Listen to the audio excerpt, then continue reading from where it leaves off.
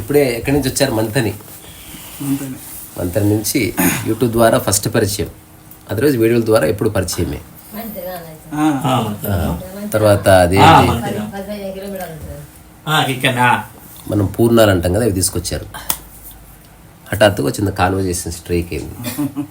Interesting విషయాలు చెప్పాడు ఆయన. అంటే నేను చెప్పినవి నాకే తిరిగి అప్పచెప్తే అసలు ఇక్కడ ఇంటికి వచ్చిన విధానం బాగుందా చెప్పు.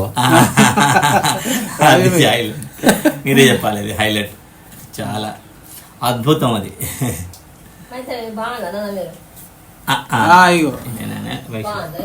మేము కోమట్లో తర్వాత యాక్చువల్ లొకేషన్ పంపించిళ్ళు. కాకపోతే మేము లొకేషన్ చూడకుండానే పర్ఫెక్ట్ మీ గల్లి దగ్గరనే మా కార్ ఆగింది. అమ్మని అడుగుతూనే స్వామి ఉన్నాడు. ఈ అమ్మ అక్కడ నిలబడి ఉన్నది. అమ్మని అడుగుతూ నేను ఏమడిగినా, అమ్మని చూపెట్టండి. అమ్మని ఏమడిగినా అంటే హరిపురం ఇదేనా అమ్మ? ఆమె డైరెక్ట్ స్వామి ఉన్నాడు. స్వామి ఉన్నాడు బిడ్డ అంటున్నా. అంటే మేము పరిచయం అయినాం. అంటే బిల్డింగ్ కాదు సార్ ఉన్నాడు అంటే అమ్మ అంటే ముందరికి పోయినాం. కొంచెం గీత డిఫరెంట్ ఉన్నదా అని అక్కడికి పోయిన తర్వాత ఎన్ని ఫీట్లు అది చూపిస్తున్నాయి? 140 మీటర్స్ చూపిస్తున్నది. అంటే అమ్మ అన్నది బరాబరే కానీ ఎందుకో కొంచెం డౌట్ పడ్డాం. డౌట్ పడి ఒకసారి ఏదైతే ఉన్నది కానీ ఆన్ చేసినాం. 40 మీటర్స్ అని షో వేస్తుంది. కొంచెం ముందుకు వెళ్ళినాం అన్నట్టుగా. మళ్ళీ లొకేషన్ మళ్ళీ ఇటు ఈ అమ్మ మేము అడగక ముందే చెప్పింది, స్వామి ఉన్నాడు బిడ్డ, లోపల ఉన్నాడు బిడ్డ, వెళ్ళుది అని. ఈ అమ్మ ఆ బండి కూడా కరెక్ట్ అంటే లోపల ఇంకెవరిని అడగలేదు మేము.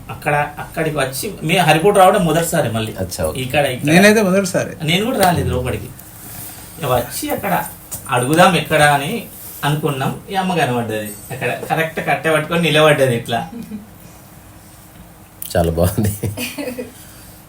చాలా మంది వస్తూ ఉంటారు, అందుకే నన్ను మిమ్మల్ని చూడగానే అనుకుంది పప్ప కోసం వస్తున్నారని. బయట తలుపు కొట్టినాం. కొట్టక ముందే పప్ప అన్న వాడినా ఉంటుంది. నేను చెప్పేసిన వీడియోలలో పప్ప అన్న వాడు వినబడతా ఉండే ఇప్పటికీ. సో ఇప్పుడు చెప్పండి, ఎన్ని రోజులుగా వింటున్నారు కదా, మిమ్మల్ని టచ్ చేసిన పాయింట్స్ ఏంటి? నేను ఒక కామన్ మ్యాన్ని, రెండోది ఎప్పటికి కామన్ మ్యాన్గా ఉండాలని నిర్ణయించుకున్నా. బాగుంది లైఫ్. అకారణంగా హాయిగా ఉండడం అనేది ఒకటి, పరచింతన వీడు స్వచింతన కూడా వీడితో అన్నది ఒకటి. మెయిన్గా నాకు ఈ 2-3 పాయింట్స్ అయితే మరీ హైలైట్ అనిపించినాయి. మళ్ళీ మీరు ఎవ్వరు ఏమడిగినా కూడా మీరంత సింపుల్గా ఉదాహరణతో సహా తడబాటు లేకుండా ఇట్లా క్లారిటీ ఇస్తున్నారు. అదొకటి మెయిన్ మీ లోపల నాకు మరీ హైలైట్ అనిపించింది. అది అదే నాకు సంశయం లేదు, నేనేం చెప్తున్నాను. అయినా కూడా ఏది అడిగినా కూడా వాళ్ళకి అర్థమయ్యే విధంగా ఉదాహరణలతో సహా వాళ్ళకి ఏ రకంగా ఏం ఉదాహరిస్తే బాగుంటుంది అన్నట్టు ఐడియా. అదొకటి. సందర్భోచితంగా అవసరం అనుకుంటే జోకులు వేస్తూ నవ్వించడం, ఇదంతా హైలైట్ అనిపిస్తుంది. ఎవరికి ఎలా అర్థమవుతాయో కరెక్ట్గా కన్విన్స్ చేస్తారు వాళ్ళు. అంటే ఎదుటి వ్యక్తి మానసిక స్థితి తెలియకుండా మనం ఏది చెప్పలేం. ఫస్ట్ చూసేది స్థితిని, అతను ఎక్కడ ఉన్నాడు, ఎక్కడ ఆగాడు, ఎక్కడ ఇరుక్కున్నాడు. ఫస్ట్ అది కాస్త వదులు చేస్తే తానంతకు తానే కొంత తెలుసుకున్నాడు. ఇది బయట వ్యక్తులకు అర్థం కాదు. చాలాసార్లు నేనేం చెప్తున్నాను, అతను ఏదో అడిగితే నువ్వేదో చెప్పావంటారు, బట్ అతనికి తెలుస్తుంటుంది నేనేం చెప్పాను. అట్లా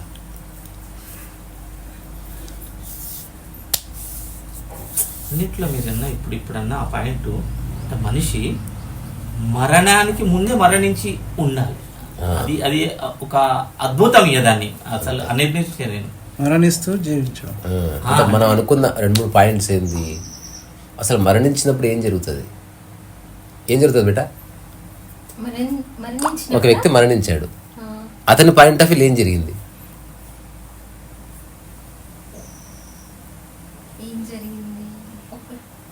ఒక్కటే జరుగుతుంది. తాను ఈ వేటిని అయితే నావి అనుకున్నాడో వాటితో సంబంధం దిగిపోయింది. అంతే, బాడీతో సహా. సో ఆధ్యాత్మికత అంటే జీవించున్నప్పుడే సంబంధం తెంపుకోవడం అంతే, అంతకుమించి ఏది లేదు. దీనికి సంస్థతో సంబంధమే లేదు అసలు. ఎట్లా తెంపుకుంటాం అనే దానికి కొంత సాధన, మీరు అన్నట్టు కొంత ప్రయత్నం అవసరం అంటే అవసరం, సరైన దృష్టి అవసరం, సరైన విశ్లేషణాత్మకమైన దృక్కోణం అవసరం. అది లేనప్పుడు కొంచెం బట్కాయించే అవకాశం ఉంది. ఎందుకంటే అంత మానసికం కదా. ఎవరన్నా చెప్పింది తప్పుగా తీసుకుంటే అక్కడి నుంచి తప్పు జర్నీ ఉంటుంది. రెండోది, తప్పుడు పాత్రలో ఎక్కువ దూరం జర్నీ చేసినా ఎనికి రావడం కష్టం. ఎందుకంటే కొన్ని మూఢనమ్మకాలు ఏర్పడతాయి, ధారణలు ఏర్పడతాయి, ఇదే కరెక్ట్ అనిపిస్తూ ఉంటుంది. ఎట్లా ఉంటుందంటే భర్త చెడ్డవాడైనా వదిలిపెట్టలేని పరిస్థితి వస్తుంది ఎక్కువ దూరం జర్నీ చేసిన తర్వాత. కొన్ని విడదీయరాని లింకులు ఏర్పడతాయి. అందుకని అడుగు వేయకముందే ఎక్కువసేపు ప్రశాంతంగా ఉండాలి. ఎవరిని నమ్మకూడదు అసలు. ఎవడేం చెప్పినా హాయిగా 1 సంవత్సరం పాటు వినడానికి సిద్ధంగా, తర్వాత చేద్దు సాధన. నేను చాలామందిని ఆశ్రమాలకు వెళ్దాం అనుకుంటున్నాను, నేను పంపిస్తాను. ఏ కోర్సులో జాయిన్ కాకు, ఉత్తగానే పోయి తిరిగిరా. అక్కడ ఎవరెవరైతే జాయిన్ అయ్యారో 5 ఏళ్ల తర్వాత ఎట్లున్నాడు, 10 ఏళ్ల వాడు ఎట్లున్నాడు, ఊరికి వచ్చిపెట్టాడు ఎట్లున్నాడు, అసలు గురువు ఎట్లున్నాడు, అసలు బియాండ్ మెడిటేషన్ ఏం జరుగుతుందో సార్ చూడు. వాళ్ళు నీ మెదడుని వాళ్ళ చేతులు పెట్టారు. రాజాభాయ్, నువ్వు ఉన్నావు కనుక మెడిటేషన్ విషయంలో, ఆశ్రమం విషయంలో కొద్దిగా మీరు ఇంకా కొంచెం దాన్ని విపులీకరించండి. ఆశ్రమము, ధ్యాన పద్ధతి, ధ్యానం, ఈ రెండింటి విషయాలు కొద్దిగా అంటే ఇప్పుడు ధ్యానము వేరే, ధ్యాన పద్ధతి వేరే. ధ్యానం అన్నది ఏ సంశయం లేని స్థితిలో ఏ పని చేస్తే ఆ పనిలో నువ్వు లీనమవడం ధ్యానం. ధ్యాన స్థితి అది. ధ్యానం పద్ధతి అన్నప్పుడు ఏమిటి, అలా ఉండలేము గనుక ఒక ఆధారం తీసుకొని అక్కడికి రావడం. అంటే ఎగ్జాంపుల్, నా మనసు ఎటో పరిగెడుతుంది, చేస్తున్న పని మీద బరాబర్ శ్రద్ధ ఉన్నదంటే నీకు ధ్యానం అవసరమే లేదు. ఎందుకంటే నీవే ధ్యానం కనుక. నువ్వు ఏ పని అయితే చేస్తున్నావు ఆ పని మీద నువ్వు సంపూర్ణ శ్రద్ధ వహించినావు అంటే నీకు ఇంకా వేరే ధ్యానం అవసరం లేదు. అది ధ్యానం యొక్క పర్పస్. నువ్వు ఏ పని చేస్తే ఆ పనిలో నిలబడ్డా, నీ మనస్సు, నీ శరీరము, నీ చేతిలో ఉన్న పనిముట్టు అక్కడే ఉన్నాయి. అక్కడి నుంచి డిస్ట్రాక్షన్ లేదు, అంతే. దానికి సంబంధించిన ఆలోచనలే వస్తున్నాయి, దానికి సంబంధించిన మాటలే మాట్లాడుతున్నావు, దానికి సంబంధించిన వస్తువులే ముట్టుకుంటున్నావు. అంతకుమించి బిర్యానీ చేస్తున్నప్పుడు ఇసుక దగ్గరికి పోం కదా. అది ఆశ్రమాన్ని మీరు ఏ రకంగా అవసరమే. నిజానికి ఆశ్రమం అని కాకుండా ఆశ్రయం అంటే బాగుంటుంది నా పదం. షెల్టర్ అది లిటరల్లీ. అంటే ఇప్పుడు హాస్పిటల్లో ఒక లాబీ ఉంటుంది, అదొక షెల్టర్. అట్లనే ఒక అనాథ శరణాలయం ఉంటుంది, అంటే ఎవరైతే తల్లిదండ్రులు లేరో అక్కడికి షెల్టర్, వాళ్ళకి షెల్టర్. ఎవరైతే మైండ్ని అన్వేషిస్తున్నారో అట్లాంటి వాళ్ళకి ఒక షెల్టర్ అది. అంతకుమించి దానికి సిగ్నిఫికెన్స్ లేదు. ఆశ్రమానికి వెళ్ళేది అక్కడున్న పార్కులు చూడడానికో లేకపోతే విగ్రహాలు చూడడానికో అయితే అసలు నీ పర్పస్ ఎప్పటికీ దొరకదు. నీ బ్రూటల్ రియాలిటీని హాస్పిటల్కి వెళ్ళేవాడు, హాస్పిటల్లో ఎంత మంచి పెయింటింగ్స్ ఉందా చూడడానికి వెళ్ళట్లే. మా ఫాదర్ చచ్చిపోయాడు ఈ హాస్పిటల్లో ఇప్పుడే, కానీ పెయింటింగ్స్ చాలా బాగున్నాయని ఎవడు చెప్పారు. అక్కడ ఆరోగ్యం లేకపోతే హాస్పిటల్ లేనట్టే. ఏ ఆశ్రమంలో లిబరేషన్కి దారి లేదు, అది ఆశ్రమం లేనట్టే. అక్కడ ఏ ఆశ్రమంలో లిబరేషన్ ఉండదు. ఎందుకంటే ఒకప్పటి ఆశ్రమాలు వేరు, ఆశ్రమం నుంచి త్వరగా పంపించేసేవాళ్ళు. ఎందుకంటే ఫుడ్ కూడా ఆశ్రమాల లోపల లిబరేషన్ లేదు, ఇంపాసిబుల్. వాళ్ళ లక్ష్యము నిన్ను లిబరేట్ చేయడం కాదు, నిన్ను వాలంటీర్ చేయడం. రాజుభాయ్, నిన్ను వాళ్ళు ఉపయోగించుకుంటారు అందంగా, గౌరవంగా. నీకు కూడా చాలా బాగా అనిపిస్తుంది, ఒకప్పటి జీవితం కంటే చాలా ప్రశాంతంగా ఉన్నట్టు, మంచి డ్రెస్ వేసుకున్నట్టు, మంచి ఆహారం ఉన్నట్టు, మంచి విధి విధానాలు పాటిస్తున్నట్టు ఎక్కువసేపు అని అనిపిస్తుంది. బట్ అదంతా ఎవరో చెప్తే జరుగుతుంది, అక్కడ మాత్రమే మళ్ళీ బయటకు వస్తే గందరగోళం దిగదు. నాకు ఇదే మీరు అన్న ఫీలింగే నాకు ఉన్నది యాక్చువల్గా కొద్దిగా. అదే ఉన్నది నాకు ఇవాళ ఇప్పుడు దాంట్లో ఆశ్రమం అంటే. సో ఆశ్రమానికి వెళ్ళాలి జాయిన్ అవ్వడానికి కాదు, చూడడానికి. చాలా విషయాలు తెలుస్తాయి. సో వాళ్ళు అనుభవించే పీస్ ఏదైతుందో అది ఒరిజినల్ కాదు, అది కండిషనల్. అది సో ఒకటి ఏదో చేయడం వల్ల వచ్చేది కాదు, అది చేయడం ఆపేస్తే పోతుంది అట్లా.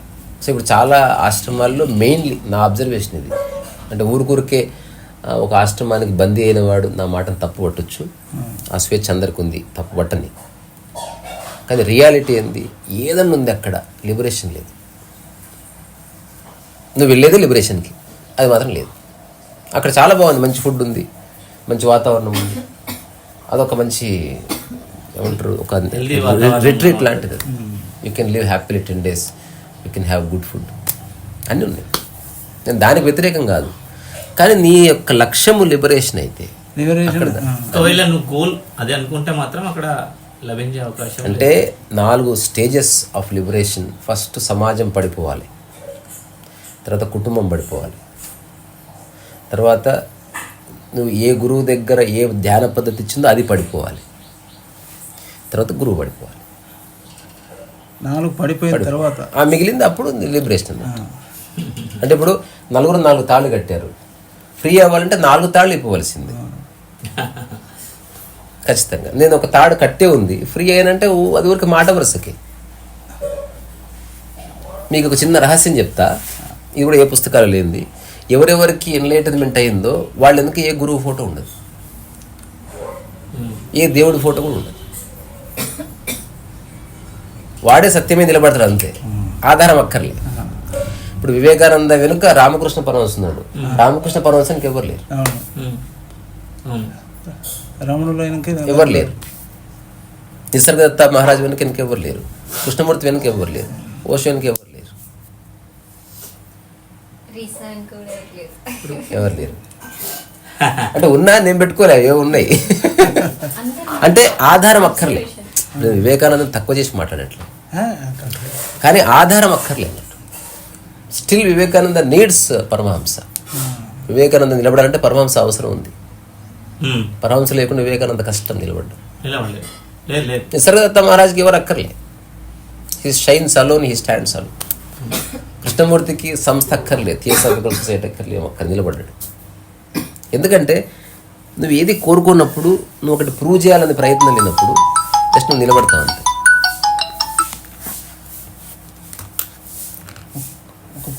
మాట్లాడండి హాయిగా, లైఫ్ ఎట్లుంటే అట్లే. అదే తిరుపతి లేట్ అవుతుంది, మీరు వెళ్తే వెళ్ళండి. బయలుదేరలేదంటే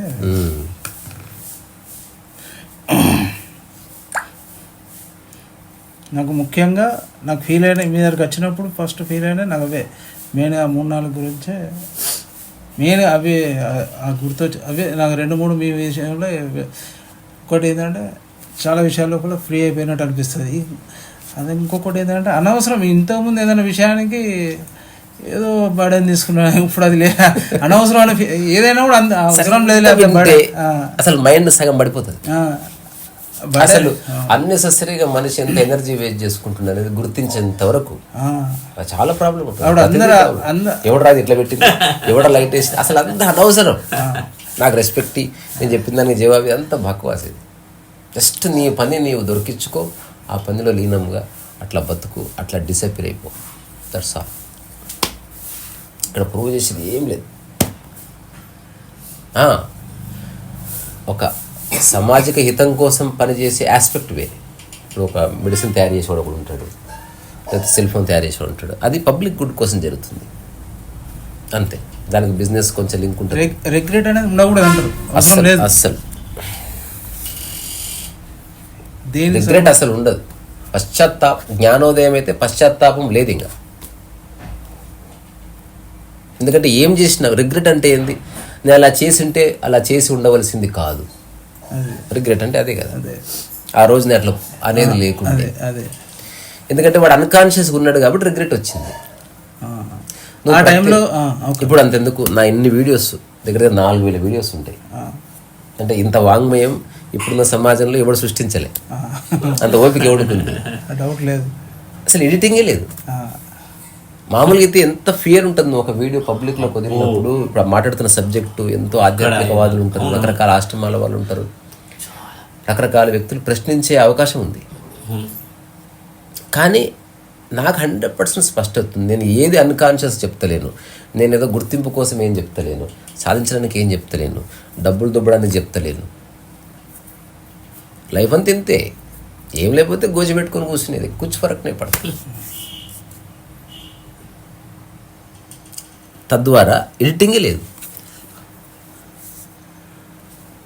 జనరల్గానైతే మీ వీడియోలు చూడకముందు జనరల్గా అంటే కొంచెం ఎవరికైనా ఒక తత్వం ఏర్పడుతుంది కదా మనకు ఏదైనా కొంచెం మూమాటలు స్టేజ్ ఫియర్ అవన్నీ ఉంటే మీరు వీడియో ఇస్తాను. నేను కూడా ఫస్ట్ కొంచెం అదేనా కానీ కొంచెం అదే ఇది ఫస్ట్ టైం నేను కూడా ఇట్లా వీడియో పోతుంది. అంటే ఇప్పుడు ఎదుటి వ్యక్తి వేరే వ్యక్తి కాదు అని తెలుసుకుంటే సరిపోతుంది. ఇప్పుడు మన చేంజ్ చూసి అయితే మనం సిగ్గుపడం కదా, అదే అట్లా అంత మన వాళ్ళే అంటే మన బంధువులని కాదు, మనలాంటి వాడే. మేమంతా ప్రకృతిలో ఒక రకరకాల అంశాలు అంతే. ఆ భావన ఉంటుంది మీరు అన్నట్టు. ఏమంటారు ప్రాపంచికం ప్రాకృతికం అంటారు కదా. ప్రాకృతికం అన్న కాన్సెప్ట్లో బరాబరే ఉంటుంది. బట్ ఏదేమైనా కూడా ప్రాపంచికంలో ఉన్నాం కనుక కొన్నింటికి ఉండాలి. అందుకే దాన్ని ఓన్లీ అవసరంగా వ్యవహారంగా చూడాలి తప్ప దాన్ని మన ఆనందానికి ముడిపెట్టకూడదు. ఇది ఒక అల్టిమేట్ రియలైజేషన్. ఇది ప్రపంచానికి సంబంధించిన ఏ విషయానికి నీ ఆనందాన్ని, నీ ఆకలిని, నీ శృంగారాన్ని, నీ యొక్క హాయిని ముడిపెట్టకు. అది ఓన్లీ అవసరం అంతే. గొడవైంది, చక్కగా భోజనం చేయగలగాలి వెళ్ళి. దానికి దీనికి ఏ సంబంధం? అది మళ్ళీ వ్యవహారం, మళ్ళీ గంట తర్వాత మళ్ళీ గొడవపడు. ప్రపంచం కనుక ఆకలి ప్రకృతి కాబట్టి దానికి అంటనే ఎక్కుదాన్ని. నువ్వు మధ్యలోకి రాకు. అల్టిమేట్గా మనిషి చేసే పని ఏంది? 99% పిల్లల్ని పుట్టేయడమే. అంత వెనక ఏ క్రియేటివిటీ లేదు. ఓ కాళిదాసు ఓ పుస్తకం రాస్తే ఆహా ఓహో అంటారు. ఆముక్తమా లేదా శ్రీకృష్ణదేవరాయలు రాశాడు, లేదా విన్సెంట్ వ్యాంగో పొటాటోటర్స్ బొమ్మ వేశాడు, లేకపోతే అయాన్ బ్రాండ్ ఫౌంటైన్ హెడ్ రాసింది. మరి నీవేం చేస్తున్నావు అంటే అయిపోతుంది. ఊరికే ఎవరెవరో చేసిన దాన్ని మనం నవ్వులుతున్నాం అంతే తప్ప మన మెదడును వాడి మన ఆలోచన విధాన్ని మనం సరళతరం చేసుకొని అక్కడి నుంచి మనం నిజంగా ఏమైనా చేస్తున్నామా? అసలు ఇల్లు సర్దుకోరు క్రియేటివ్గా. ఇప్పుడే పెయింటింగ్స్ వీక్ వచ్చిన ఇవి నేను ప్రింట్ తీసుకొచ్చి చూడండి. ఈ పక్కనే ఒక రూమ్ ఉంది, అందులో అంతా చెత్త బర్రెలు గిర్రెలు కట్టేసి ఉండేవాళ్ళు ఇక్కడ పక్కనే రూమ్. సో నేను ఒక కపుల్ ఆఫ్ టైమ్స్ వచ్చిన తర్వాత ఒక 2 రోజులు నా అంతకు నేనే క్లీన్ చేసుకుని దాన్ని అందమైన స్టూడియోగా మార్చి దానికి ముగ్గులు వేసి ఇక్కడ పెయింటింగ్స్ ఇక్కడ అతికించి స్టూడియో తయారు చేసుకున్నాను. అంత చేసిన తర్వాత నేను వచ్చేసరికి అందులో బియ్యం బస్తాలు వేశారు, మళ్ళీ ఇక్కడే పడుకున్నాను. అంటే నాకే మమకారం ఏం లేదు. చాలాసార్లు ఎన్నోసార్లు గుర్తులేదు కానీ అట్లీస్ట్ ఇలా అత్తగారి ఇల్లు అన్నట్టు. ఇది అత్తగారి ఇల్లు. అది వ్యవహారికంగా. అదర్వైజ్ ఎక్కడున్నా భూమి మీద ఉన్నట్టే అనుకుంటాను నేను దేన్ని గుర్తించాను అంతర్గతంగా, వ్యవహారికంగా గుర్తిస్తాను. నా మనసులో ఎవరైనా వేరే వాళ్ళు చెప్తే అర్థం కాదు కనుక వాళ్ళ కోసం అవును సరే అంటాను. కానీ లోపల స్పష్టంగా ఇది ఎటువంటిదంటే, ఒకడు స్టేజ్ మీద ఆడవేషం వేశాడు అనుకో, 100 మంది వచ్చి అసలు అమ్మాయి అనుకున్న వాడికి తెలుసు అబ్బాయి అట్లా. ఇది ఉదాహరణ ఎవరికైనా ఈజీగా ఎప్పుడు నాకు ఏ అటాచ్మెంట్ లేదంటే నాకు తెలుసు. చూసేవాళ్ళు 100 సార్లు అనని నీకు దీంతో అటాచ్మెంట్ ఉన్నట్టుంది అనుకో. ఒకవేళ మరీ బలవంతం చేస్తే అవును ఉంది అని చెప్తా, అయినా నాకు లేదు. ప్రదర్శన లేదు కదా ఇప్పుడు. అంటే నేను ప్రదర్శించాను. ఇప్పుడు ఉదాహరణకి నేను ఒక కాషాయం వేసి ప్రదర్శన స్టార్ట్ అయిందనుకో నమ్ముతారు. నేను అందరి మధ్యనే ఉంటే ఎక్కడికి ఇప్పుడు ఇది అంతర్గత విషయం, మనం రుజువు చేయాల్సిన విషయం కానే కాదు. ఇప్పుడు నాకు జీవితం అర్థమైందని ఈ ప్రపంచంలో ఏ ఒక్క వ్యక్తికి తెలియకపోయినా పర్వాలేదు. ఇవాల్యూషన్ థియరీ మీద మీ అభిప్రాయం? ఎవల్యూషనా? ఎవల్యూషన్ అంటే ప్రపంచం ఎవాల్వ్ అవుతుంది. అదే జీవ పరిణామ క్రమం. అది డార్విన్ ఒక ఎక్స్టెంట్ వరకు నేను దాన్ని అంగీకరిస్తా. కొన్ని ఆస్పెక్ట్స్ ఉన్నాయి. మీకేం తెలుసు చెప్పండి. అట్లానే ఏం కాదు. 1-2 days బ్యాక్ అదే 1-2 days బ్యాక్ మీరిద్దరు డిస్కషన్లో ఇక్కడదే బైక్ వచ్చింది అయితే సరే గుర్తులేదు. అదే ప్రకృతి ఎవాల్వ్ కాదు. మీరు కొంచెం డీప్గా డిస్కషన్ చేసిండు ఇవి. అయితే దాన్ని బట్టి అనుకున్నాం ఇవాల్యూషన్ థియరీ మీద మేము ఒక ఒకసారి నేను ఎప్పుడో ఒక ఐ థింక్ 2 years క్రితం ఎలాబొరేటర్గా మాట్లాడిన దాని గురించి మళ్ళీ ఎప్పుడన్నా మాట్లాడుకుందాంలే. ఏమో మన కోతి నుంచి మనిషి అయిందా ఏదైనా కూడా చివరికి మూర్ఖుడు అయితే అయ్యిండు మనిషి.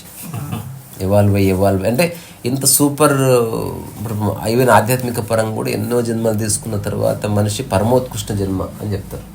అట్లాంటి మనిషిలో నాకు ఏ పరమోత్కృష్టత కనిపిస్తుంది అస్సలు. నాకు అక్కడ రమణ మహర్షి కనిపిస్తుంది అప్పుడప్పుడు. జెన్యున్గా మనిషి అంటే అట్లా ఉంటాడు అంతే.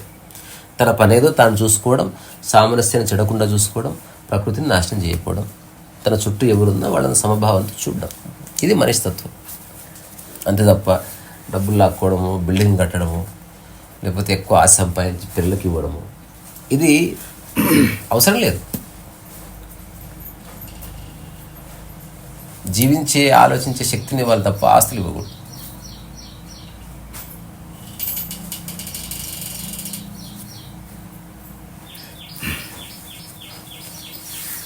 ఇది నా అండర్స్టాండింగ్. ఇప్పుడు ఒకవేళ నా దగ్గర ఎంత డబ్బులు ఉన్నా నేను దాంతో అటాచ్మెంట్ పెట్టుకోలే, అవసరానికి ఉపయోగించుకుంటా అంతవరకే. కానీ డబ్బు లేకపోతే ఏమవుతుంది అన్న అంత ఫియర్ కూడా లేదు. ఒకవేళ ఇప్పుడే మొత్తం డిసప్పేర్ అయిపోయింది అనుకో, మనం గుర్తిస్తున్నాం నైట్ భోజనం చేయాలి, ఈ 10 hours ఏదో పని చేయడమే. ఇప్పుడు నేను ఇదే పని చేయాలని నిర్ణయించుకునే వాడికి సమస్య తప్ప ఈ అన్ని పనులు గౌరవమైనవే అనుకున్నప్పుడు నీకు పని దొరుకుతుంది. చాలామంది నాకు ఉద్యోగం దొరకలే అంటారు. ఉద్యోగం ఎప్పుడూ ఉంది, నువ్వు అనుకున్న ఉద్యోగం లేదు. అనుకుంటే ఇప్పుడే ఇడ్లీ అమ్మొచ్చు, ఓ చిన్న ప్లాస్క్ ఉంటే అట్లా ముత్తారం ఇక్కడ కేశంపల్లి దగ్గర టీ అట్లా అమ్ముకొని వస్తే ఓ 50 రూపాయలు ఎక్కడ పో. అంటే భయపడకూడదు లైఫ్ని. ఏ సెక్యూరిటీ లేకుండా జీవించడం బాగుంటుంది. నేను అంతర్గతంగా ఏ సెక్యూరిటీ కోరుకోవట్లేదు. ఇది పూర్తి వ్యక్తిగతం మీద, నేను ఎవరికి చెప్పను కూడా. అంటే టూ మచ్ ఫిలాసఫీ అనిపించింది అనుకో బాగోదు, ఏదైనా టూ మచ్ బాగోదు. సో నేను కొన్ని విషయాలు తెలుసుకొని అత్యంత క్లోజ్గా సర్క్యూట్ వాళ్ళకి చెప్తాను, నిజంగా ప్రశ్నించేవాడికి చెప్తా. ఊరికే మాట్లాడేవాడికి నేను కూడా ఊరికే ఏదో కథ చెప్పి పంపిస్తాను. నేను వాడికి ఆ స్థితి లేదు, ఊరికే ఊరికి నేను ఉబుసిపోక ఎవడు అన్నాడు థియరీ ఆఫ్ రిలేటివిటీ గురించి చెప్పమంటే వాడికి చెప్పినా అర్థం కాదు. దాని బదులు అదొక మంచి థియరీ అని చెప్తే అయిపోతుంది, ఉపయోగపడుతుంది. మనం తర్వాత చెప్పుకుందాం అంటే. మీరు ఎప్పటి నుంచి వింటున్నారు? 5-6 months, మేబీ 6 months. సో అది ఎట్లా తారసపడ్డది? ఎందుకంటే ఇప్పుడు నేను చాలామందిని అడిగే ప్రశ్న, ఇప్పుడు ఒక సెలబ్రిటీ వీడియో చూస్తారు, స్ట్రేంజ్ వీడియో చూస్తారు, లేదా ఒక హారబుల్ వీడియో చూస్తారు, యాక్సిడెంట్ ఇట్లాంటివి, అంతకుముందు అంటే నేను ఎక్కువ వైరల్ వీడియో చూస్తారు. చూడాలంటే ఒకటి కావాలి ప్రమాణం, లేదా ఎవరో ప్రమోట్ చేస్తే చూస్తారు. లేదు అనుకోకుండానే తారసపడ్డది. అది ఎట్లా తారసపడ్డది అని ఐడియా లేదు. ఎవరైనా పంపించింది కూడా కాదు. ఎక్కువ శాతం ఇంతకుముందు గరికపాటి చూసేది. మీ చూసుడు అలవాటైన తర్వాత అది బంద్ అయింది.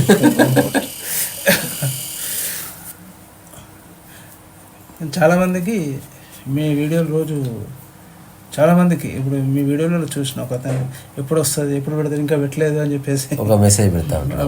వీడియో ఏమైనా ఇంకా ఎదురు చూస్తూ ఉంటాను అన్నాడు.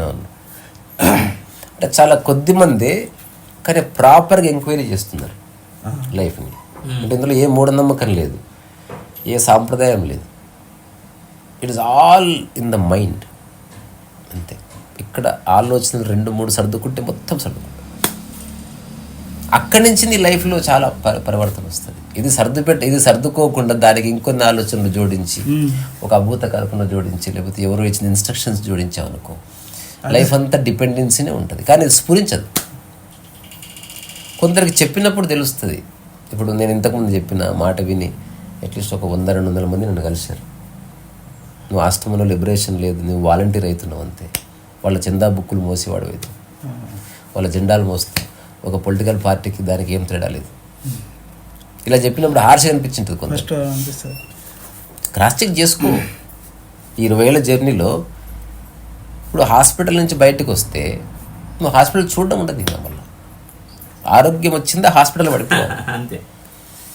ఇదే నాకు ఆరోగ్యాన్ని ఇచ్చిన హాస్పిటల్ అని ఆ డాక్టర్ గారికి పోయి పాదసేవ చేసుకోవడాలు, లేకపోతే ఆయన ఫోటో ఇంట్లో పెట్టుకోవడాలు, ఐసీయూ బాగుంది డాక్టర్ ఇంకోసారి అట్లా ఏమి ఉండదు అసలు. ఆరోగ్యం వచ్చిందా హాస్పిటల్ పడిపోతుంది, లిబరేషన్ వచ్చిందా గురువు పడిపోవాల్సిందే. విత్ రెస్పెక్ట్, ఇప్పుడు డాక్టర్ పట్ల మనకి ఎంత గౌరవం ఉంటుందో ఆ గౌరవం ఉంటుంది. కానీ వీళ్ళు ఏం చేస్తున్నారు, ఒక ఎమోషన్ క్రియేట్ చేస్తున్నట్టు. తలుచుకోవాలి, రిమెంబర్, ఓ దండేసుకో, నీకు ఎప్పుడు వస్తే ఈ ఫోటో చూడు. అంత అబద్ధం అది. ఒక బుక్ మంచిగా ఉంటుంది, మంచి అబద్ధం అది. శివకేరా పేరు విన్నా, యూ క్యాన్ విన్. అది తెలుగులో చదివినప్పుడు ఒక అభిప్రాయం ఏం ఏర్పడ్డదంటే, మనిషి అనుగుణంగా కృతజ్ఞతాభావంతో జీవించాలి అన్న ఫీలింగ్ వచ్చింది. అది ఎంతవరకు కరెక్ట్ అంటారు? కరెక్టే, కానీ ఒక్కటిసారి ఉంటుంది అది. ఆ భావన జీవితంలో ఒక్క క్షణం ఏర్పడుతుంది, తర్వాత ఉండదు. ఎందుకు? సమస్త మానవ జాతి పట్ల కృతజ్ఞత నువ్వు చెప్పాలంటే రోజు చెప్పేది కాదు, కలిగి ఉండాలి. అది నువ్వు అంటే అందులో నువ్వు భాగమైనప్పుడు కలిగి ఉండడం ఏముండదు. ఇంకా అది మొట్టమొదట మేలుకున్నప్పుడు నువ్వు కృతజ్ఞత చెప్తావు అంతే. ఎగ్జాంపుల్, ఇంట్లో నీకు అకామిడేషన్ ఇచ్చారు, ఫస్ట్ డే నువ్వు చెప్తావు నీళ్ళు ఇచ్చిన కృతజ్ఞత, తర్వాత బెడ్ ఇచ్చిన కృతజ్ఞత. 1 month ఉన్నావు అనుకో, అసలు నువ్వు గంటకి చెప్పవు, ఇంకా బోర్ వస్తుంది. చెప్పినా కూడా నటన కనిపిస్తుంది, ఏమను. అది ఫస్ట్ మేలుకున్నప్పుడు చెప్పడం ఉంటుంది. ఆ బిగినింగ్ తర్వాత కలిగి ఉంటుంది. అది నువ్వు ఎక్స్ప్రెస్ చేసే అవసరం కూడా లేదు, నీ ప్రవర్తనలో తెలుస్తుంది. నువ్వు చెట్లకు నీళ్ళు ఎట్లా పోస్తున్నావు, అక్కడ ఇట్లా కొడితే కృతజ్ఞత లేనట్టు, ఇట్లా మెల్లగా పోస్తే కృతజ్ఞత ఉన్నట్టు, ఎవడో దగ్గగానే నీళ్లు తెస్తే కృతజ్ఞత ఉన్నట్టు, ఎవరైనా లైట్ బంద్ చేయకుండా పడుకు లైట్ బంద్ చేస్తే కృతజ్ఞత. నువ్వు అది నీ యాక్షన్స్లో తెలుస్తుంది అంతే తప్ప నాకు నువ్వంటే కృతజ్ఞత అని ఊరికి చెప్పి కృతజ్ఞత కోల్పోతారు. నాకైతే ఎవరెవరు ఎంత మంచి మాటలు చెప్పినా నేను ఎప్పుడు మాటలు పట్టించుకోను, వాడి చేష్ట చూస్తా. వాడి action is important than words. చెప్పి వాళ్ళని వచ్చిన మంది చూసిన నేను మంచి అద్భుతమైన మాటలు చెప్తారు, అసలు ఏం ఉండదు, ఏది శాశ్వతం కాదు అని రవీంద్ర భారతిలో ఒక అద్భుతమైన స్పీచ్ ఇచ్చాడు పెద్ద ఆయన. బయట ఒకటే గొడవ, నా చెప్పులు పోయినా. నేను మా ఫ్రెండ్ ఇంతసేపు చెప్పాడు కదరా, నా ఆస్తి పోయినా పర్వాలేదు అనుకుని బయటకు వచ్చిందా, ఈరోజు చెప్పలేదు. నువ్వు చూసావా మా ఫ్రెండ్ అడుగుతా అంటాడు, ఇదంతా ఏది పోయినా పట్టించుకోవద్దన్నో మరి శాశ్వతం కాదన్నో అంటే, దానికి అటాచ్మెంట్ చెప్పదు, ఆయనతో చెప్పు దొరుకుతుంది అంత కొట్టాడు అనుకో. సో చెప్పడం వేరే, స్టేజీల మీద లేదా ఒక వేదిక మీద నువ్వు ఒక ఎవాల్వ్డ్ పర్సన్. అంతెందుకు, మనం పెళ్ళికి వెళ్ళిన ఇప్పుడు స్టేజ్ మీద పెళ్లి కూతురుతో ఫోటో దిగినప్పుడు అక్కడ ఉండేది కొత్త పర్సన్ ఎవరు, అందరూ వాళ్ళ బెటర్ని పరిచయం చేస్తారు. అక్కడ ఒక రకంగా షేక్ హ్యాండ్ ఇస్తారు, అందరూ అబ్నార్మల్గా బిహేవ్ చేస్తారు, అసలు ఒక రకంగా నవ్వుతారు, ఇట్లా ఏదో నమస్కారాలు పెడతారు. అంత అబద్ధం అది, నా జిందగీలో చేయలేదు అది. నేను కింద ఎట్లుందో స్టేజ్ అట్లే ఉన్నా. ఆ నటన పోవాలి, కానీ ఆ నటనకి ప్రపంచంలో వాల్యూ ఉంది, ఐ అగ్రీ, కానీ నీలో పోవాలి. సో రకరకాల డైమెన్షన్స్లో క్లెన్సింగ్ జరగాలి, అంటే శుద్ధం అవ్వాలి, అంటే నీవే అంతే. ఫర్ ఎగ్జాంపుల్, ఆ శుద్ధం ఎట్లా తెలుస్తుంది? ఒక వ్యక్తి పట్ల నీవు ఆ వ్యక్తి సమక్షంలో లేకుండా ఒక భావన ఉంటుంది, వాడు మంచోడు చెడ్డోడు అని, ఇది ఉండకూడదు. అక్కడ తెలుస్తుంది క్లీన్ అయినట్టు. ఎవరి గురించి ఏ ఆలోచన ఉండకూడదు. చేస్తే చేసావు, లేకపోతే చేయలేదని చెప్పావు, అంతేగాని ఆలోచించడం లేదు. మళ్ళీ మోయొద్దు అసలు దేన్ని మోయొద్దు. శరీరం, నేను ఈ ఎగ్జాంపుల్ ఇస్తే చాలామంది ఎంజాయ్ చేస్తారు. అసలు శరీరం ఏది మోయదు, అందుకే దానికి తగిలిస్తారు. ఇప్పుడు మీరు షర్ట్ తగిలిచ్చారు శరీరానికి, మీరు శరీరం మోయట, శరీరం ఎప్పుడు ఫ్రీగానే ఉంటుంది. రియల్ లిబరేషన్ ఎక్స్పీరియన్స్ చేస్తుంది శరీరం. మనస్సు అన్ని తగిలించుకుంటుంది. బంధం అంటే ఒక కుక్కానికి బంధాలు, అంటే మనుషులను తగిలిచ్చావు, ఒక దానికి వస్తువులు తగిలిచ్చావు, అందులో విలువైనవి, బరువైనవి, అమూల్యమైనవి, దైవికమైనవి, మామూలువి, నీచమైనవి అని తగిలిచ్చావు. అందులో అత్యంత ఇంపార్టెంట్వి ఒక క్లోజెట్ ఉంటుంది. ఎన్ని పోయినా పర్వాలేదు, ఈ 3 పోతే డేంజర్, అయిపోయి అక్కడ ఇరుక్కుపోయింది.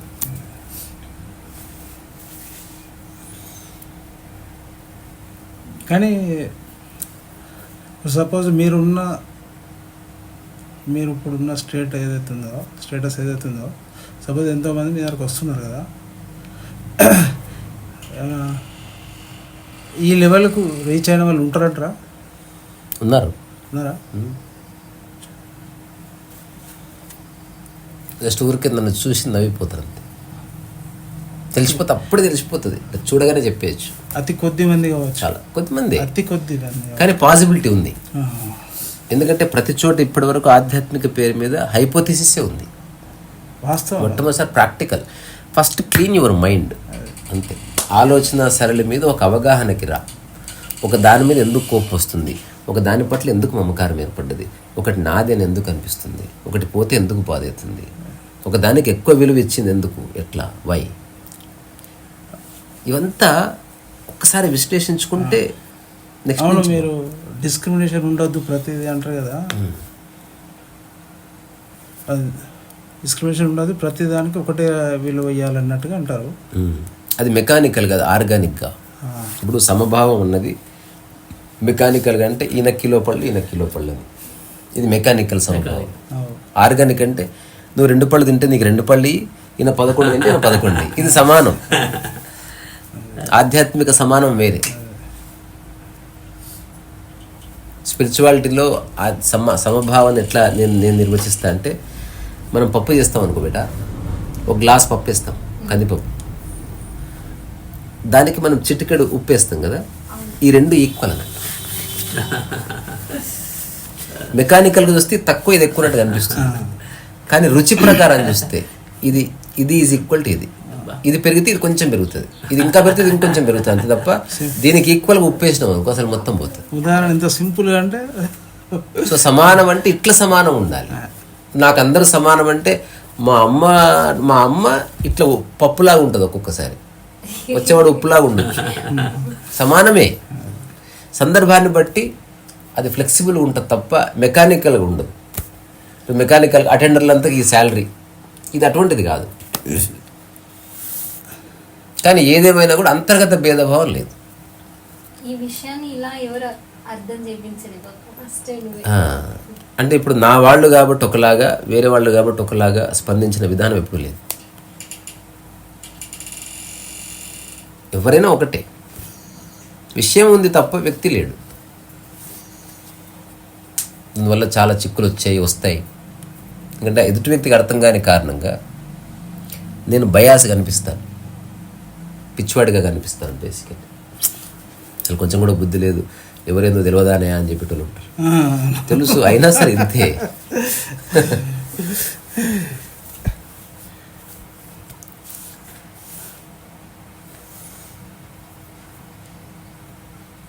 ఈ పూజలు దేవుళ్ళు మొక్కటంగా ప్రధానంగా మనిషి అంటే భయంతో ఎక్కువ చేస్తాడు తప్ప తన సెల్ఫిష్ కోసం, అంటే భయపడేది అంటే తనకి ఏమొస్తుంది. నువ్వు అక్కడికి పోయిన తర్వాత ఇప్పుడు టెంపుల్కి వెళ్తాడు, నా బిడ్డకు ఉద్యోగం రావాలి, నాకు ఇంకో కోరికలు రావాలి, అంటే బేరస్ అంటే నేనేమిస్తే నువ్వు నాకేమిస్తావు, నేను రూపాయి వేసి వస్తే నాకు 10 రూపాయల లాభం. అంటే ఇంట్లో ఎమ్మెల్యే ఉంటే దేవుడి కాడికి ఏం పోడు.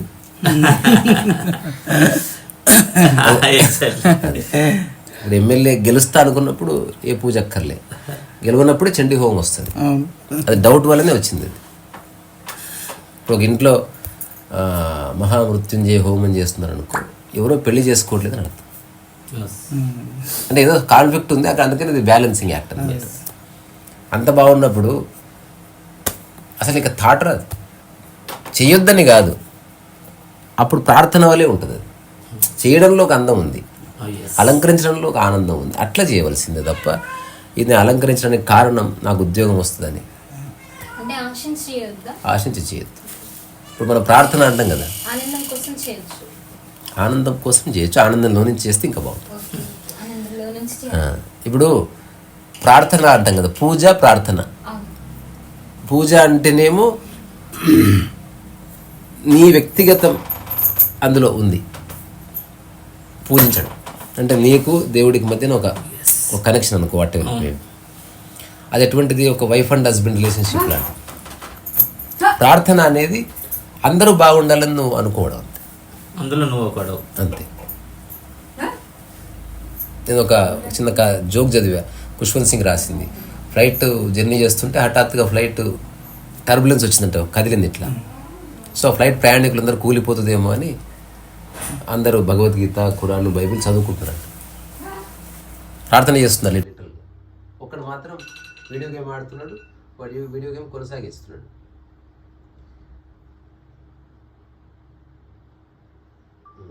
వీడియో గేమ్ కొనసాగిస్తున్నాడు. మరి ఎవరు అడిగారంట, ఏమయ్యా నీకు భయం లేదంటే, ఇంతమంది ప్రార్థన చేస్తున్నారు, ఏ ఒక్కరు ప్రార్థన ఫలించినా ఫ్లైట్ నిలబడుతుంది. Common sense.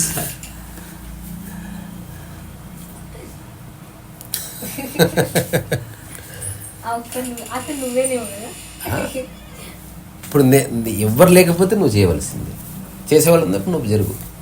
నీకంటే సమర్థవంతంగా ఎవడన్నా చేస్తాడని తెలిస్తే వాడికి అప్పగి, అంతే తప్ప అన్ని మనం చేయాలనుకుంటే పొరపాటు అయ్యే పని కాదు. వీడియోలు చూస్తూ ఉంటే ఏదో ఒకటి రెండు అడుగుదాం అనుకున్నా కానీ ఇక వచ్చిన తర్వాత ఏముండవు ప్రశ్నలు.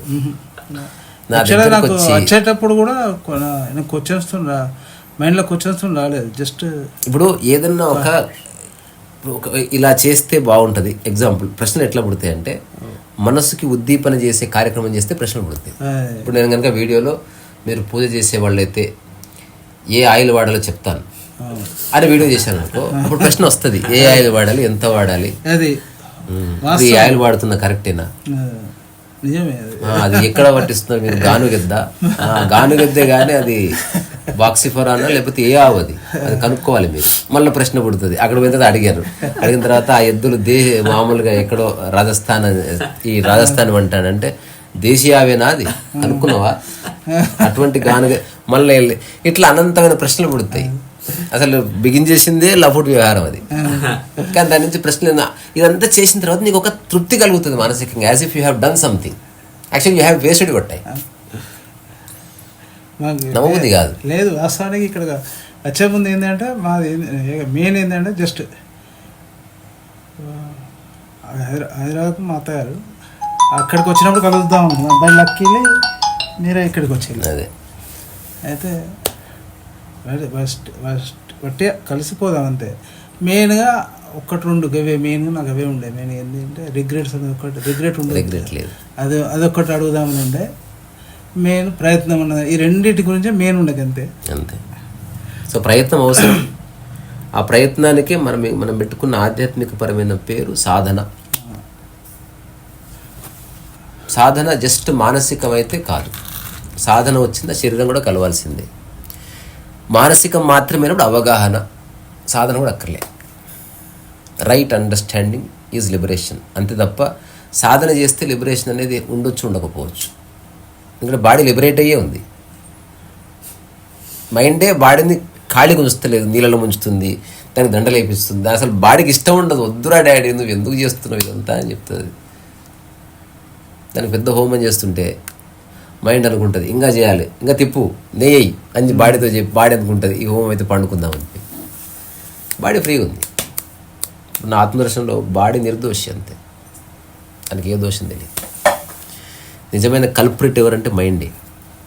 దానికి కారణం మన సమాజం, మన పేరెంట్స్, మన టీచర్స్, మనం చూసే సినిమాలు, మనకు వస్తున్న రకరకాల ఇన్ఫ్లక్స్ ఆఫ్ ఇన్ఫర్మేషన్, అక్కడి నుంచి మనకు వస్తున్న ఐడియాలు, అక్కడి నుంచి కలిగిన మిస్అండర్స్టాండింగ్స్, ఇట్లాంటి రకరకాల కారణాల చేత సఫరింగ్ ఉంది.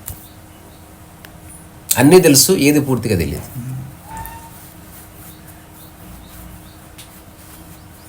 అందుకే ఉన్న చోట ఇప్పుడు మైండ్ తృప్తిగా ఉండదు, ఎందుకంటే పరిగెడతా ఉంటుంది మైండ్. ఇది నటించే అంశం కూడా కాదు. ఇప్పుడు ఎగ్జాంపుల్ నేను ఎక్కడ చోట ప్రశాంతంగా ఉన్నా, వీళ్ళలాగా ఉండాలని ఎవడని అనుకున్నాను అనుకో, అది ఉండదు కదా మైండ్, నటించేది కాదు. చిన్న కథ విన్నా, బుద్ధుడి దగ్గరికి ఒక స్కాలర్ వచ్చాడంట. అతనికి ఏదో పేరుంది, అతను బాగా చదువుకున్నవాడు, ప్రొఫెసర్ లాంటి వాడు. బుద్ధుడు ప్రశాంతంగా వచ్చినప్పుడు వచ్చాడు, ఏం కావాలి అని అడిగితే, నేను నీకంటే చాలా చదువుకున్నవాడిని, తెలివైన వాడిని, వీళ్ళంతా నా దగ్గరికి రావాలి కదా, నీ దగ్గరికి ఎందుకు వస్తున్నారు అసలు? ఫస్ట్ మన ఇద్దరం పోటీ పడి ఆ తర్వాత తేల్చుకోవాలి ఎవరు గొప్ప అని. అప్పుడు ఇది ప్రపంచానికి తెలిస్తే అక్కడి నుంచి సరైన వ్యక్తి దగ్గరకు వస్తారు. దగ్గర రావడం రాంగు. అంటే బుద్ధుడు చెప్పాడంట, పోటీ నాకే అభ్యంతరం లేదు, కానీ పోటీ ఇప్పుడు కాదు, 2 నెలల తర్వాత. 2 నెలల తర్వాత నేను వస్తాను కాదు, ఈ 2 నెలలు ఇక్కడే ఉండాలి నాతో. నేను నీతో మాట్లాడను, నువ్వు నాతో కూడా మాట్లాడదు. నీకు మంచి ఆహారం ఉంటుంది, అకామిడేషన్ ఉంటుంది, ఎంజాయ్ ద ప్లేస్. ఈ 2 నెలలు నీతో ఎవరూ మాట్లాడరు. అంటే నీ మానసిక స్థితి ఏం మార్చుకోకు. పోటీకి సిద్ధంగా ఉన్నావు, 2 నెలల తర్వాత కూడా ఉండగలిగితే ఇది కండిషన్. లేదా నువ్వు వెళ్ళిపో, పోటీ లేదు ఏం లేదు అన్నాడంట. 2 నెలలు ఏముంది గడిపేస్తా అన్నాడు. ఇలా అనే లోపు 3వ చెట్టు కింద ఒకడు కూర్చొని కిలకిల నవ్వుతున్నాడంట. అప్పుడు వీడు చూసి ఎందుకు నవ్వుతున్నావు అంటే, వెళ్ళిపో ఇక్కడ ఉండదు, ఇది ట్రాప్, ఇది ఇందులో ట్రాప్ ఏముంది, ఆయన నాతో మాట్లాడు, నేను ఆయనతో మాట్లాడను, ఇక్కడ ఎవరు నన్ను డిస్టర్బ్ చేయరు, నా పుస్తకాలు చెప్పుకోవచ్చు, వాట్ ఎవరు చేసుకోవచ్చు, భోజనం ఉంది, అకామిడేషన్ ఉంది, 2 నెలలే కదా, నీ విషయం అర్థం కాలే, ఉండు నీకే తెలుస్తుంది. సో వాడికి ఒక చెట్టు ఇచ్చారు, అకామిడేషన్ ఇచ్చారు, అంత బాగానే ఉంది. ఇప్పుడు ఎవ్రీడే క్యూరియాసిటీ, అసలు ఈడు ఏం చేస్తున్నాడు అని కూర్చొని చూస్తున్నాడు. ఇద్దరు ఎర్లీ మార్నింగ్ 4 o'clock లేచి హాయిగా ఇట్లా కూర్చున్నాడు. ఇతను కూడా వచ్చి పక్కన కూర్చొని, ఇంత పొద్దున్న లేచి ఏం చేస్తావు నువ్వు, ముద్రేం మాట్లాడట్లే, ఎవరిని అడిగినా ఏం చెప్పట్లే ఎవరు. ఇతను ఏదో ఓహో ఇదనమాట, ఇది లేచి ధ్యానం ఏదో చేస్తున్నాడు. అచ్చా. ఆ తర్వాత బుద్ధుడు చెంబట్టుకుని ఇట్లా పోతున్నాడు, వీడు పోతున్నాడు. అంటే అటు పోతారు మీరు అని ఏదో అడుగుతున్నాడు, వీడేం చెప్పట్లేదు. వచ్చేసరికి ఫుడ్ గిడ్డంతా రెడీ చేసి ఉంది. ఓహో మంచి ఫుడ్ తింటారు అనమాట వీళ్ళది అనుకుంటాడు. అతను హఠాత్తుగా బుద్ధుడు 1-2 తిని ఇట్లా అంటే అందరు తినేసారు. 10,000 మంది సైలెన్స్గా ఉన్నారు. హఠాత్తుగా 10,000 మంది పాటలు పాడుతున్నారు. బుద్ధుడు ఇట్లా ఒకసారి ఇట్లా అంటే అందరు ప్రశ్నలు అడుగుతున్నారు. ఇట్లా అని కూర్చుంటే ఎవరు ఏం అడగట్లేదు. బుద్ధుడు ఇంకొక భంగిమలు కూర్చుంటే అందరు ఇట్లా కన్నీళ్ళు పెడుతున్నారు. ఏదో చూస్తే ఏం జరుగుతుంది అసలు. ఆ తర్వాత వీడికి రాత్రి కూడా నిద్ర పట్టట్లే. ఒక వారం తిరిగేసరికి మెల్లగా 4 o'clock లేస్తున్నాడు. బుద్ధుడు ఏం చేస్తున్నాడు, ఇదే చేస్తున్నాడు. నాకు కూడా ఫుడ్ తీసుకురండి. ఒక 1 month అయిన తర్వాత ఆల్మోస్ట్ బుద్ధుడిలా చేస్తున్నాడు. ఇప్పుడు లాస్ట్ 2-3 days అసలు బుద్ధుడిని మర్చిపోయాడు. అసలు లేస్తున్నాడు, ఇట్లా కూర్చుంటున్నాడు, అనుకుంటున్నాడు, వెళ్ళిపోతున్నాడు. తర్వాత మంచిగా బాహ్యాలకు వెళ్ళి వస్తున్నాడు, పాటలు పాడుకుంటున్నాడు, మంచిగా ఇట్లా కూర్చున్నాడు, కరెక్ట్గా ఉన్నాడంట. అప్పుడు బుద్ధుడు వచ్చి 2 months అయింది పోటీ అంటే, అసలు కామన్ సెన్స్ ఉందా నీకు? ప్రశాంతంగా ఉన్న నా దగ్గరకు వచ్చి పోటీ అంటే వాళ్ళు అసలు ఇక్కడ పోటీ పడ్డానికి ఎవడున్నాడు, గెలిచేది ఎవడు, ఓడిపోయేది ఎవడు అన్న తర్వాత వాడు అన్నాడు, నేను కూడా నీలానే వచ్చినా చెప్పినా వెళ్ళిపోవని. ఇప్పుడు నువ్వు ఇక్కడి నుంచి వదిలి వెళ్ళడం ఇంపాసిబుల్. ఎందుకంటే ఇక్కడ సత్యం ఉంది, ప్రశాంతత ఉంది, మంచి ఆహారం ఉంది, మంచి ప్రకృతి ఉంది, ఏ ప్రతిస్పర్ధ లేదు, ఇంతమంది ఉన్న అలజడి లేదు, ఒక ఆర్డర్ ఉంది. ఇది బాగుంటుంది. సో అదేమో ఆశ్రమం పెట్టి అట్లా ఏదో చేశారు కదా. ఇప్పుడు నాకు వచ్చిన ఒక ఏమంటారు, ఒక రియలైజేషన్ లాంటిది ఏంది, అసలు దేంట్లోనూ బందీ కావద్దు అనేది నాకు 100% కలిగింది అనుభూతి. లేకపోతే నేను ఎప్పుడో ఒక దుకాణం స్టార్ట్ చేస్తుంటే ఇప్పటికి ఉన్నారు. ఇప్పుడు ఈ టాక్లు అనౌన్స్ చేస్తే 2 రోజులకల్లా స్టార్ట్ అయిపోతుంది. అంటే ఎక్కడో దూరం అక్కర్లే, నా అపార్ట్మెంట్ దగ్గరకు వచ్చి అట్లీస్ట్ 10 కార్లు వస్తాయి. కానీ నేను వాళ్ళకి హెచ్చరించిన, ఇది అనవసరంగా మనం కొత్త కార్యక్రమం అక్కర్లేదు. ప్రపంచమే మన ఆశ్రమం, మనం ఎక్కడ ఉంటే అక్కడ. ఇప్పుడు ఇది ఉంది, ఇదే మీటింగ్ హాల్, మనకు స్పెషల్ మీటింగ్ హాల్ అక్కర్లే. ఇప్పుడు మీటింగ్ హాల్ అంటే దాంట్లో సోఫాలు ఉంటాయి, ఒక గెటప్, అవేం అక్కర్లే. గోడ ఉంటే గోడ కానుకొని మాట్లాడుకుందాం, రాళ్ళు ఉంటే రాళ్ళ కానుకొని మాట్లాడుకుందాం, నీళ్ళు ఉంటే నీళ్ళు ఈత కొట్టుకుంటూ మాట్లాడుకుందాం. అయితే అప్పుడు మా అందరు ఫ్రెండ్స్ ఎవరైతే నాకు ఏదన్నా ఒక ఆర్గనైజేషన్, దానికి మొత్తం పేరు అదంతా అయిపోయింది, వాళ్ళు ఇచ్చిన సలహా ఏంది, అలా అయితే ఎవరు చూడరని. నేను చెప్తున్నది అది ఎవరో చూడాలని కాదు, జీవించడం. అది నువ్వు ఎట్లున్నావు అట్లుండు, అదే నువ్వు ఒక ఆధ్యాత్మిక సారమై జీవించు తప్ప నువ్వు పెద్ద ప్రవచనం ఇచ్చేది ఏం లేదు. నువ్వు చేసేదే చెప్పు, చెప్పేదే చెయ్యి, అంతే.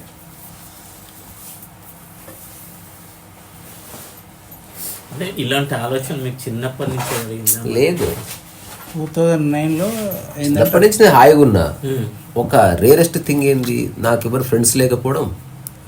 నేను ఓన్లీ ఎవరు నా సమక్షంలో ఉండి వాళ్ళతో ఆడుకున్నా 22 సంవత్సరాలు. అదొక్కటి రేర్ ఈవెంట్. అసలు అట్లా ఉండదు. అంటే ఇప్పుడు తెలుస్తుంది ఎవరికైనా ఎవరో క్లోజ్ ఫ్రెండ్ ఉంటాడు. నాకు ఏ క్లోజ్ ఫ్రెండ్ లేడు.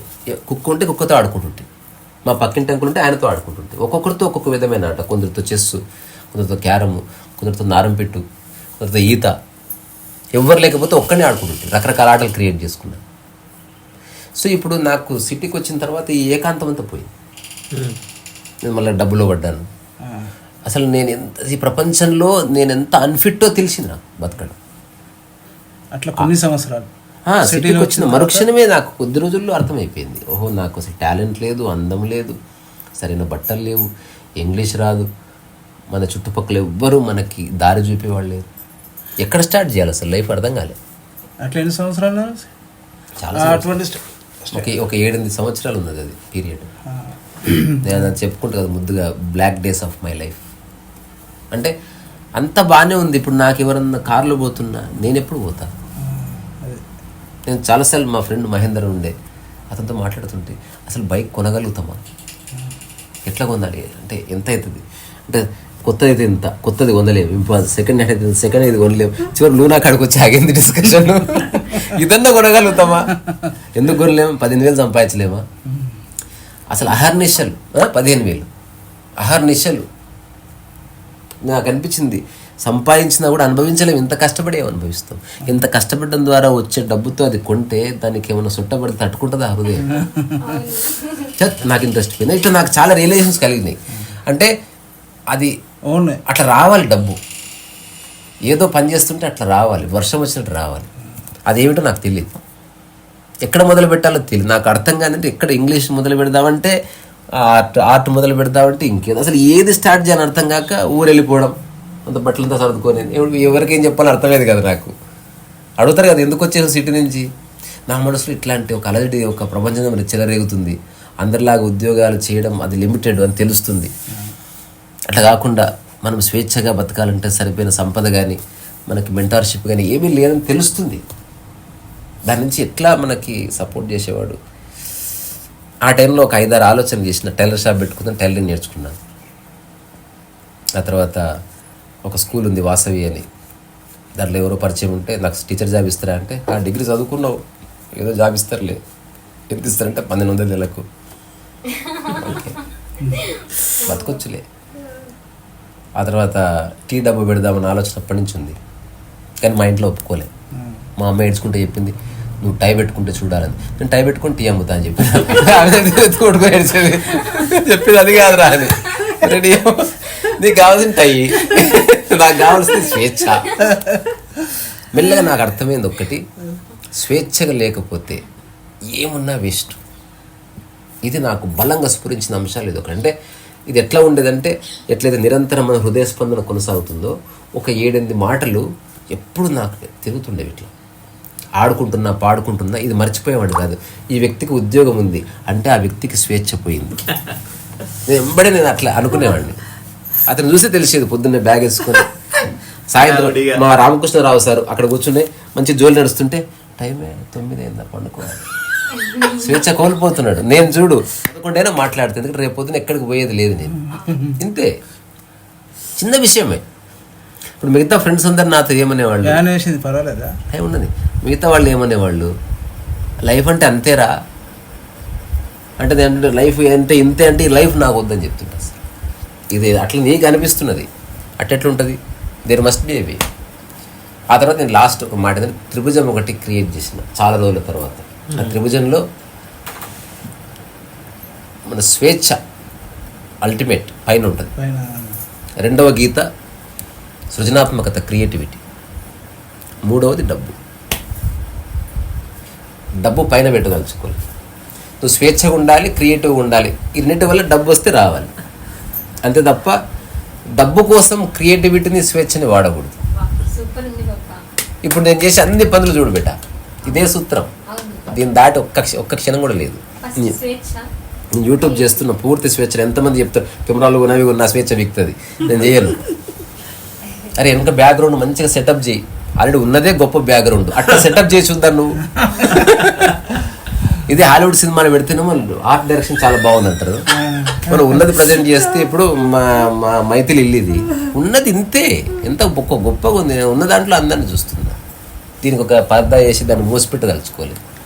అయితే ఇప్పుడు ఏదైతే ఉన్నదో ఇప్పుడు మీరు ఏదైతే మొత్తాన్ని ఏమంటారో అదే రకంగా నా ఫీలింగ్, నాకు భావన అదే ఉండేది. కాకపోతే మేబీ అదే కొద్దిగా డౌట్ తప్పు కావచ్చు. ఎక్కడో చోట మోరల్ సపోర్ట్ హఠాత్తుగా ఎవరైనా మనలాంటి వాడు కలిస్తే మైండ్లో ఆలోచన క్లియర్ అయిపోతుంది. అవును, నాకు కూడా 2009కి నాకు అంతా అర్థమైంది మానసికంగా. అయినా ఎక్కడో డౌట్, ఇది కాదేమో అని. బుచ్చారెడ్డి సార్ని చూస్తేనే పోయింది అంత డౌట్. ఒక ఆయన ముసలి ఆయన ఉండే, ఒక ఆయన కలిస్తే ఆయన జస్ట్ నేరు కళ్ళలోకి చూశాడు. నాకు అంతవరకు ఒక కపుల్ ఆఫ్ మంత్స్ నుంచి చిన్న సంశయం ఏదో అంటే నన్ను కదలనిస్తలేదు ఆ డౌట్. ఇది ఎలా ఉంటుందంటే చిన్న ముళ్ళు నడవనిస్తలేదు. అంత బాగానే ఉంది శరీరం అంతా, అదొక్కటి అసలు అంత బాగానే ఉంది. నాకున్న అవగాహన సరైనదా కాదా అని ఎవరైనా జవాబు చెప్తే బాగుండు. నాకు సరైనదే పోవా అనే ఒక వ్యక్తి కోసం వాడు ఎక్కడ ఉంటుందో తెలియదు కదా. నేను అనుకోకుండా బుచ్చారెడ్డి దగ్గర పోతే ఇట్లా చూశాడు, ఇట్లా కళ్ళతో ఏం మాట్లాడలే అసలు. ఆయన చాలు అన్నాడు. తర్వాత ఒక మాట అన్నాడు, నా కళ్ళలో నీళ్లు తిరిగితే మా బ్రదర్ కోప్పడ్డాడు సార్ మీద. నాకు విపరీతంగా ఏడుపు వచ్చింది ఆయన సమక్షంలో, అకారణ ఏడుపు, దెర్ ఇస్ నో రీజన్. అది ఏడుపు ఎట్లుందంటే పెళ్ళైన గంటకే భర్త చచ్చిపోతే ఒక భార్య ఎట్లా ఏడుస్తుందో ఆ టైప్ ఏడుపు అది. అంటే అంత వెక్కి వెక్కి గుండెలు బాదుకొని ఏడుస్తున్నా. కింద పడుందా. మా అన్నకు మస్తు కోపం వచ్చింది. ఏం చేసినావు మా తమ్ముడిని అన్నాడు. ఉచ్చారెడ్డిని ఉచ్చారెడ్డి కూర్చో అన్నాడు. అంతే స్థిరంగా కూర్చో అన్నాడు. ఆయన కొంచెం వాయిస్ రేజ్ చేసి మా అన్న కూర్చున్నాడు. ఇట్లా నేను ఒక నిమిషమో 2 నిమిషాలు ఒక 6 నిమిషాలు ఏడిచినట్టున్నా. నాకు టైం తెలియదు, బట్ లాంగ్ పీరియడ్. టక్కున ఏడుపు అయిపోయింది. లేచి కుర్చీలో కూర్చున్నా. ఫ్రెష్గా ఉంది అసలు, ఇప్పుడే నిద్ర లేచినట్టుంటుంది చూసినా. అంటే first time I'm so fresh. అప్పుడు ఆయన నా దిక్కు కూడా చూడలే. బుచ్చారెడ్డిని చూసిన కళ్ళు మంచి కళ్ళు. వెరీ స్ట్రేంజ్ డైలాగ్ అది. అంటే బుచ్చారెడ్డి అంటే వ్యక్తి కాదు, బుచ్చారెడ్డిలో ఏముందో అది చూసావు, ఈరోజు నుంచి అది కొనసాగుతుంది. అంతే ఫ్రీడమ్, అబ్సల్యూట్ లిబరేషన్. అంటే దేనికి బందీ అయ్యి కాకు అసలు. మేబీ ఆ టైం ఆ లిబరేషన్ యొక్క స్పందనే మీరు అంతే అంతే ఏదో పడిపోయింది ఆ రోజు. అదేంటో తెలియదు నాకు కూడా. సంథింగ్ ఒక ఏదైతే ఇలా పెద్ద వాటర్ బాడీ ఉంటుంది, చిన్న హోల్ చేస్తే గోడ కూలిపోయినట్టు ఆ ఫోర్స్కి. అంటే సంథింగ్ హ్యాపెన్స్ అన్నట్టు. అది అంతా అన్ప్లాన్డ్గా జరగవలసింది. కొంత నాది ఉంది, కొంత నేచర్ది ఉంది, కొంత నేను పుట్టిన సందర్భాన్ని ఉంది, ఎవరెవరిదో. సో మన జ్ఞానోదయంలో సమస్త విశ్వం యొక్క భాగస్వామ్యం ఉంటుంది. తద్వారా అహంకారానికి స్కోప్ లేదు. నేను కాబట్టి ఎన్లైటన్ అయినా అంటే అంతకంటే అబద్ధం ఇంకోటి లేదు. అది బాగా చెప్పింది ఆ విషయం. అంటే ఇక్కడ పేరు చెప్పదలుచుకోలేదు నేను. ఒక వ్యక్తి సేమ్ యాజ్ ఇట్ ఈస్గా వెళ్తారు ఒక అతని దగ్గరికి. అంటే ప్రాక్టికల్గా జరిగిన విషయం మీరు చెప్పింది. అంటే సందర్భం అతను పేరు చెప్పదలుచుకోలేదు. వెళ్ళిన తర్వాత అతను 90 years 80 years తను ఏదో ఎక్స్పెక్టేషన్ ఉంటుంది. ఎంగు ఈయన ముసలాయన, ఈయన నాకేం చేస్తాడు, బలహీనంగా ఉన్నాడు, కుక్కులో ఈయన లేసి ఈయన శరీరం ఈయనకి సహకరిస్తుందో లేదో, నేను ఈయన దగ్గరికి ఎక్స్పెక్ట్ చేసి వచ్చి కొంచెం పొరపాటే చేశారా వినకుండా, పొద్దున లేచి వెళ్ళిపోదా, రాత్రి 10 అయిందట, అయిపోతాడు. మీరు చెప్పారు చూసారా, భోజనం చేశారా, వాళ్ళు సౌత్ ఇండియన్స్ కదా అడుగుతారు. మీరు సౌత్ ఇండియన్స్, మీరు చపాతి తిన్నారు, మీకోసం పప్పు రసం చేయించాను తినండి అంటే ఆ ఐసులో చూస్తాడు. అది ఒకటే. ఇప్పుడు మీరు చెప్పండి ఇది సేమ్ అంటే ఫర్ ఎవర్ బాండ్ అయిపోయింది. ఇది ట్రూ. నేను చదివి తెలుసుకున్నది. ఆ వ్యక్తి కూడా సందర్భం చెప్పను. ఎస్, అది అక్కడితోటి ముడిపడి సంథింగ్, అది మనం అన్ఎక్స్ప్లికబుల్, అది మనం చెప్పలేము. కానీ సంథింగ్ డ్రాప్స్ డౌన్. ఇప్పుడు అక్కడి నుంచి ఇప్పటి వరకు నేను సంశయంలో లేను అసలు. ఎట్లుందంటే గాలిపటం దారం దిగిపోయింది, అంతే కొట్టుకుపోతుంది. అన్ని ఊళ్ళు దానివి. ఒకవేళ చెట్టు దగ్గర ఆగితే అదే దాని ఇల్లు, ఏ రిగ్రెట్ లేదు. అరే ఆ తాటి చెట్టు దగ్గర ఆగదాం అనుకున్నా, అనవసరంగా మామిడి చెట్టు దగ్గర ఆగినట్లేం లేదు. ఇప్పుడు ఇదే నా యొక్క అంతిమ స్థానం. ఒకవేళ నా లైఫ్ ఈరోజు ఇక్కడ ఎండ్ అయింది అనుకో, నేను ఆల్రెడీ నా డెస్టినేషన్లో ఉన్నా. సొంత ఊరు అన్నది అబద్ధం, ఏది సొంతం లేదు అసలు. నాకైతే లేదు, అందరికి ఉందేమో నాకు తెలియదు. ఎవరిని అడిగితే అనుకోకుండా అచ్చంపేటలో పుట్టానని చెప్తాను నేను, అంటే అంత క్లారిటీ ఉంది నాకు. ఎవరేమనుకున్నా కొంతకాలం హార్డ్ సత్యం చెప్పిన ఆ తర్వాత అందరికి సత్యం చెప్పొద్దని కూడా తెలుసుకున్నాను. అంటే దానికి అర్హత ఉన్నవాడికి చెప్పాలి, అట్లా నాలుగు ఉన్నవాడికి రుచి అంటే తెలిసిపోతుంది. తెలిసిపోతుంది, నాకు చూడగానే తెలిసిపోతుంది. నేను ఒక వ్యక్తి ఎక్కడి నుంచి మాట్లాడుతున్నాడో తన ప్రతి అడుగులో తెలిసిపోతుంది. కళ్ళల్లో, బాడీ లాంగ్వేజ్లో ఊరికి తెలిసిపోతుంది కదా.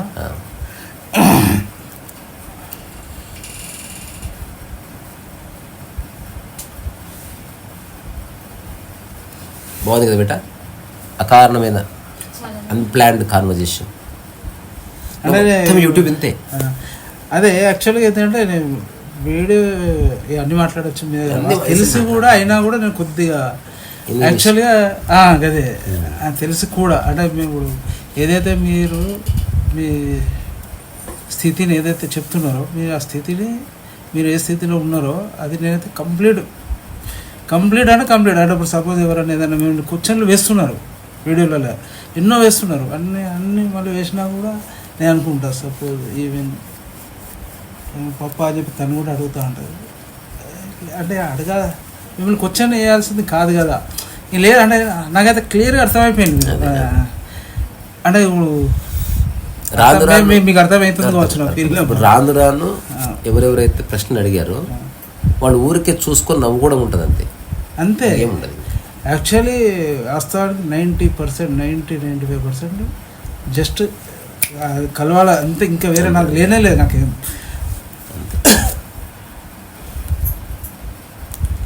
మొన్న రీసెంట్గా ఆయన వచ్చింది లాస్ట్ మాటీర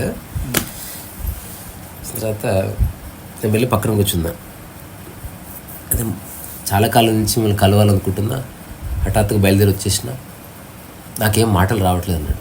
నేను వదిలే మాట్లాడకన్నా అని వెళ్ళిపోయినా. తర్వాత మళ్ళీ గంట తర్వాత వెళ్ళి కూర్చున్నా. ఎందుకో మీతో మాట్లాడుతుంటే చిన్న భయం వేస్తుంది, భయపడను అని వెళ్ళిపోయాను.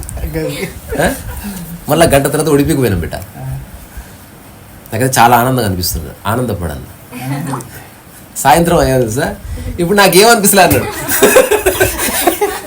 ఇప్పుడు మాట్లాడుకుందాం రా. ఓ ఏమో మాట్లాడండి అసలు నాకు అర్థమైంది, ఏదైనా మాట్లాడవచ్చు. ఇప్పుడు తెలిసింది అతను చెప్పిన ఫస్ట్ ఓపెన్ చేసిన డైలాగ్ తెలుసా, మా పిల్లగాడిని చెడ్డిపోయేందుకు వెళ్ళి స్టార్ట్ చేసి అక్కడి నుంచి మెల్లగా తన స్థితికి వచ్చేసింది. అటు చెప్పి బాయ్ చెప్పి వెళ్ళిపోయినా. నేను ఇప్పుడు రాను అనిపిస్తే వచ్చేస్తా బస్ ఎక్కి, రైట్. నేను ఏదేదో అనుకున్నా అదంతా పోయిందన్న. అంటే ఇట్లా ప్రవర్తించాలి, ఇలా ఉంటుంది, ఇలాగే ఉంటుందేమో. అయితే దీనికి తెలుస్తుంది కానీ కొద్ది అదే ఇన్హిబిషన్ అన్నారు అది దానికి కొంచెం వస్తుంది. ఒక్కసారి సైకలాజికల్ క్లారిటీ వచ్చిందా ఎంతో దూరం లేదు అది లిబరేషన్లోకి ఎంటర్ కావడానికి. ఏదైనా మనం ఫోర్స్ చేయొచ్చు, కానీ దీన్ని యూ కెనాట్ ఫోర్స్. అది వచ్చినప్పుడు స్పందించడమే. నిద్రని నువ్వు ఫోర్స్ చేయలేవు, అది వచ్చినప్పుడు. అట్లనే ఎన్లైటన్మెంట్ కూడా అంతే, లేదా క్లారిటీ కూడా నువ్వు ఫోర్స్ చేస్తే రాదు. క్లారిటీ తెచ్చుకో, అది జీవన విధానం అన్నది హఠాత్తుగా పుడుతుంది. ఇప్పుడు నేను చాలామందిని అడుగుతా, ఎన్లైటన్మెంట్ ఎప్పుడైంది అని అడుగుతారు. ఎవరికి తెలియదు, అబద్ధం అది.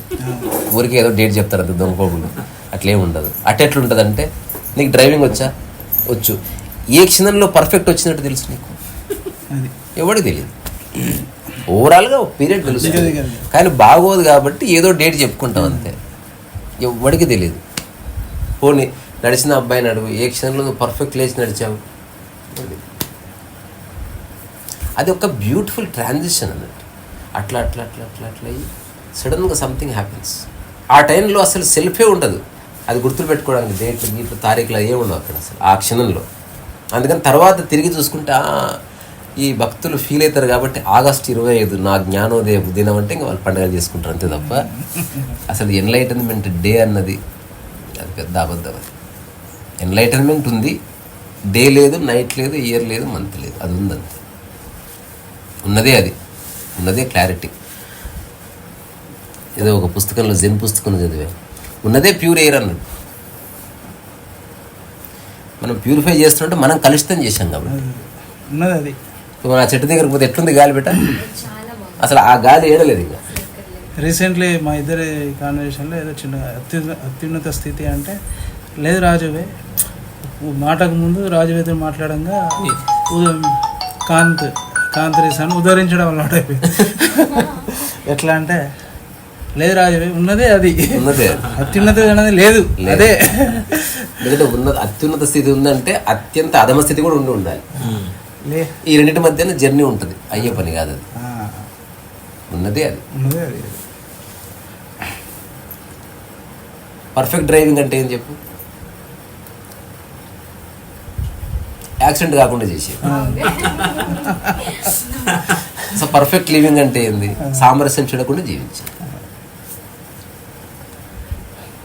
ఇప్పుడు కారు మంచిగా నడుపుతుందంటే దేన్ని గుద్దకుండా కదా, రోడ్డు దిగకుండా, అంటే నీ మార్గాన్ని వదిలిపెట్టకు అంతే.